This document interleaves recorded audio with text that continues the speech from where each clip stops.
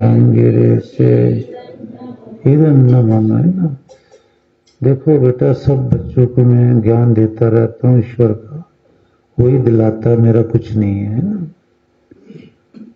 मुझे याद आया धोखेबाज में बोलता रहा ना अभी, तो उसमें मैं एक ज्ञान पहले भी आपको दिया है।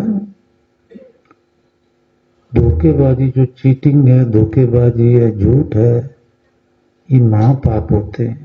ये कभी मत करो, ये महापाप होते हैं। पाप के विषय में जानो कि ईश्वर बहुत बुरी सजा देता है। तो संसारी कविता मैंने आपको सुनाई, आपको याद हो शायद, विलियम वर्ड्सवर्थ की है या विलियम क्रॉक की है, ऐसी है ये। 12वीं कक्षा में मैंने पढ़ी थी, ये याद है अभी तक। कि बड़े भाई ने छोटे भाई को बेकसूर घर से निकाला दे दिया, उस पर तोहमत लगा दी। और दिसंबर का महीना, ये सीन ये दिया, ड्रामा विलियम वर्ड्सवर्थ का है ना, सीन ये दिया कि सिर्फ अंडरवियर दिया उसको पहनने को, बाकी शरीर नग्न है उसका। और लंदन का टाइम है, वो ब्रिज का नाम मैं भूल गया, लंदन में एक ब्रिज है फेमस, वो घर से निकल के वहां आके खड़ा हुआ है। और दिसंबर का महीना है, स्नोफॉल हो रहा है, ठंड बड़ी जबरदस्त है, शरीर को काटने वाली ठंड है, शरीर नग्न है उसका। तो वो ठंड को सहता हुआ है, नग्न शरीर से, और बर्फ पड़ रही है, आइस फ्लो, आइस, वो स्नोफॉल हो रहा है। तो बड़ा दुखी होकर अपने भाई का बर्ताव देख करके, वहां जो कविता लिखी है विलियम वर्ड्सवर्थ ने, blow blow the winter wind, thou art is not so kind, unkind है ना। जाड़े की हवा, ब्लो ब्लो बह, विंटर विंड है ना, जाड़े की ठंडी हवा तो बह, मेरे शरीर से लग, मुझे तड़पा दे। Thou art is not so kind, unkind, sorry, thou art is not so unkind. पर तेरी जो ये ठंड है, ये इतनी बुरी नहीं है। कंपेयर करके बोल रहा है वो। आप सोचो, ठंड तो बहुत बुरी है और शरीर नगन है, स्नोफॉल हो रहा है, दिसंबर का महीना, जाड़े की सर्दी, और वो भी इंग्लैंड की। तो उससे तो कह रहा नहीं नहीं नहीं, नहीं, मुझे ये ठंड इतनी बुरी नहीं लग रही, as man's in gratitude in comparison of a thanklessness of a person. कि इंसान अगर थैंकलेस है किसी के लिए, वो जो थैंकलेसनेस है, एहसान फरामोशी है, वो जाड़े की हवा तेरे मुकाबले में जो तू दर्द दे रही है, वो कुछ भी नहीं है। ये तो मुझे महसूस भी नहीं हो रहा, मुझे तो वो महसूस हो रहा मेरे भाई ने मेरे साथ थैंकलेसनेस की है, एहसान फरामोशी की है। मैं बड़े भाई के लिए सेवा करता रहा, उसकी आज्ञा में रहा, दिन रात उसकी सेवा करी, और उसने थैंकलेसनेस कही, मुझे सारे मेरे कपड़े भी निकाल करके मुझे बाहर निकाल दिया। तो अजाड़े की हवा, तू जो कष्ट दे रही है वो तो कुछ भी नहीं है, पर है बहुत, देखो कंपेयर करो ना। पर वो कह रहा नहीं, थैंकलेसनेस ज्यादा कष्ट है, तेरा कष्ट तो कुछ भी नहीं, unkind, you are not so unkind. फिर स्नोफॉल हो रहा है, तो कहता freeze freeze the bitter sky. Snowfall हो रहा है ना, फ्रीज फ्रीज जमा दे मुझे, है बर्फ इतनी पढ़ के तू मुझे जमा रही और मेरे ऊपर पड़ रही है, मेरी ठंड बढ़ रही है, बड़ा कष्ट हो रहा, अनबियरेबल।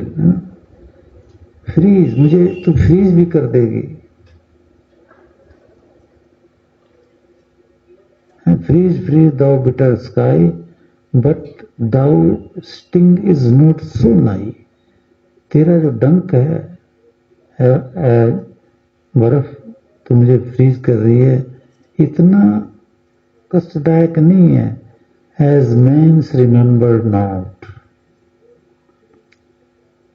एंड इन कंपैरिजन के एक हमने किसी के साथ भलाई की है वो हमें याद भी नहीं करता, इतना थैंकलेसनेस है। तो जैसे कि जिसके लिए हमने भलाई की, सेवा की सब, और वो हमें भुला देता है, अपने दिल से निकाल देता है, तो वो जो कष्ट है वो है जाड़े की बर्फ, है बिटर स्काई।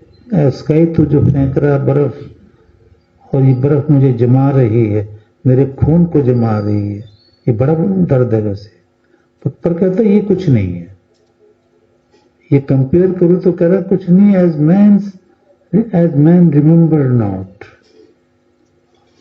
कि जिसके साथ हमने अच्छाई करी, भलाई करी, वो याद भी नहीं करता है। तो थैंकलेसनेस जो है, वेद में इसका वर्णन ऐसा है कि वो इतना गंदा इंसान या लेडी है कि जैसे कोई मनुष्य है और गंदा, मैला, कुचेला, कई दिन का नहाया नहीं है, और एक मुर्दे की खोपड़ी लेके जा रहा है, और उस मुर्दे की खोपड़ी में खून है, और वो शमशान घाट में जाकर के किसी मुर्दे को उखाड़ के उस पर बैठा हुआ वो खून पी रहा है। तो थैंकलेस जो नर नारी वो उसके बराबर है, घृणा के योग्य है, त्यागने के योग्य है, नफरत के योग्य है, घृणा के योग्य है। ऐसी घृणा है वो जो थैंकलेसनेस होती जिनके पास। तो ये एहसान फरामोशी वाला काम कोई किसी से ना करे। कोई अब आपके लिए भलाई करता है तो उसको थैंक करो, धन्यवाद दो, उससे द्रोह न करो, अपने स्वार्थ के लिए उससे लड़ाई ना करो कि भाई ये मेरे लिए इतना काम कर रहा है तो ये कोई मालिक तो नहीं हो जाएगा, या ये इसका नजरिया खराब तो नहीं हो जाएगा। ऐसी बेकार की बातें नहीं करनी चाहिए। हाँ, उसका हो जाए, वो उसका कर्म है, लेकिन थैंकलेसनेस कहीं भी बर्दाश्त भगवान नहीं करता, उसको घृणा का पात्र बना देता है। अगला मंत्र बोलो बेटा।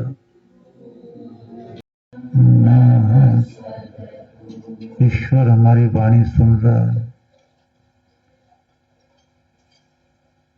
तो मैं थैंकलेसनेस के बारे में समझा रहा हूं। इस पृथ्वी पर रहने वाला हर इंसान, नर नारी, कुछ को छोड़ दो जो वेद मार्ग पे सही माने में है, बाकी सब एहसान फरामोश हैं परमेश्वर के प्रति। जिस परमेश्वर ने उन्हें भोजन दिया, पहले तो शरीर दिया मनुष्य का जो अमूल्य है,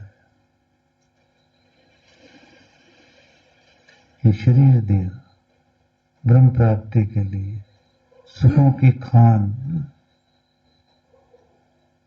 उस शरीर में रहकर जीवात्मा आकर्षित हो गया प्रकृति के बनाए पदार्थों में, माया में, मोह में, काम, क्रोध, मद, लोभ, अहंकार में आकर्षित हो गया। उसकी वृत्तियां पांचों ज्ञान इंद्रियों से बाहर निकल गई, जीवात्मा की वृत्तियां हैं। उसी को ऋषि कह रहे हैं योगश्चित्त वृत्ति निरोध, निरुद्ध करो इन वृत्तियों को, सारी उम्र निरुद्ध करने में लगाओ, देव योनि में आ जाओ कि फिर अगले जन्म में निरुद्ध करते कभी तो होंगी। गुरु कृपा रहनी चाहिए, फिर ईश्वर कृपा करता है। गुरु कृपा जिसके पास नहीं है, ईश्वर। अब आप ये समझो कि भाई गुरु प्रेम ईश्वरी को जान, वो तो अंदर ईश्वर ही गुरु के द्वारा कृपा कर रहा है। देवे भीर मानुषे जने, मनुष्य पे कृपा देव के द्वारा, विद्वानों के द्वारा कर रहा है। डायरेक्ट वो नहीं कहता, न किसी पे कृपा करता कि हम कहते हैं जी हम ऋषि मुनियों की शरण में नहीं जाएंगे, गुरु नहीं, हम तो डायरेक्ट पूजा कर रहे हैं। कर क्या रहे हो?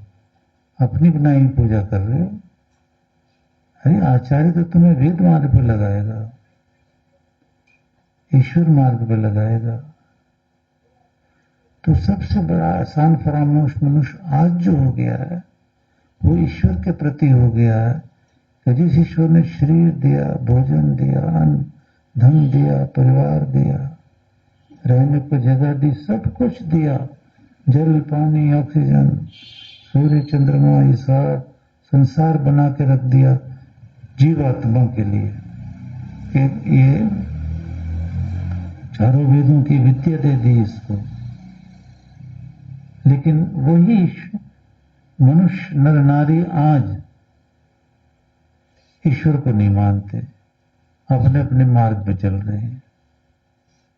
नास्तिको वेद निंदका, नास्तिक रूप धारण कर लिया तो संसार से सुख शांति सब उड़ गई, सब उड़ गई।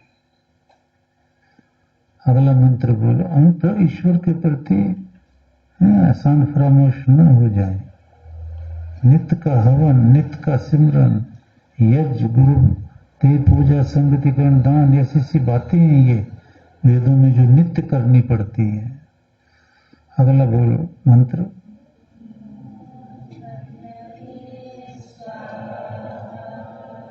अग्नये।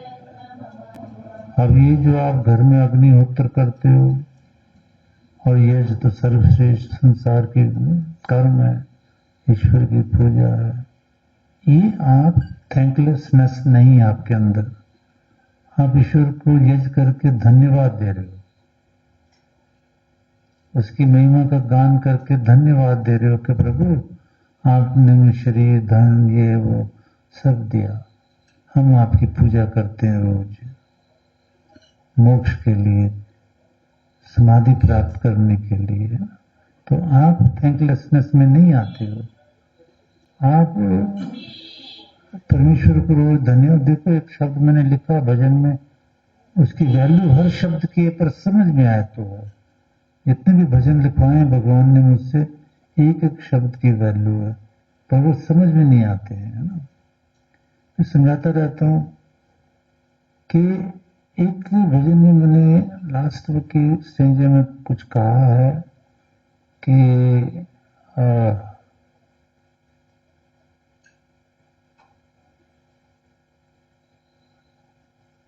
धन्यवाद तुझे देवे, धन्यवाद तुझे देवे। हाँ, आसान फरामोश न हो, कृतज्ञ बोलते हैं, आसान फरामोश हम ये न हो।